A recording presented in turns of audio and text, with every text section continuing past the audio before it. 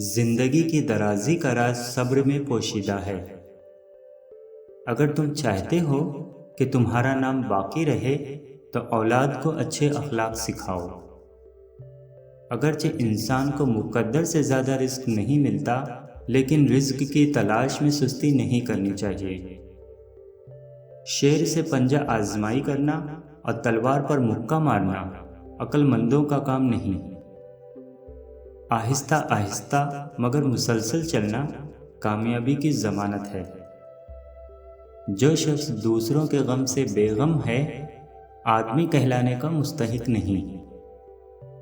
ہنرمند آدمی جہاں جائے قدر و منزلت پاتا ہے اور اونچی جگہ بیٹھتا ہے، اور بے ہنر پس خوردہ کھاتا اور تنگی سے دن گزارتا ہے۔ جو اپنوں کے ساتھ وفا نہیں کرتا، عقل مندوں کے نزدیک دوستی کے قابل نہیں ہوتا۔ شیریں کلام اور نرم زبان انسان کے غصے کی آگ پر پانی کا سا اثر رکھتی ہے۔ عقل مند اس وقت تک نہیں بولتا جب تک خاموشی نہیں ہو جاتی۔ رزق کی کمی اور زیادتی دونوں ہی برائی کی طرف لے جاتی ہیں۔ دنیا داری نام ہے اللہ سے غافل ہو جانے کا۔ ضروریات زندگی اور بال بچوں کی پرورش کرنا دنیا داری نہیں ہے۔ مصیبت کو پوشیدہ رکھنا جواں مردی ہے۔ مطالعہ غم اور اداسی کا بہترین علاج ہے۔ اچھی عادات کی مالکہ، نیک اور پارسا عورت اگر فقیر کے گھر میں بھی ہو تو اسے بھی بادشاہ بنا دیتی ہے۔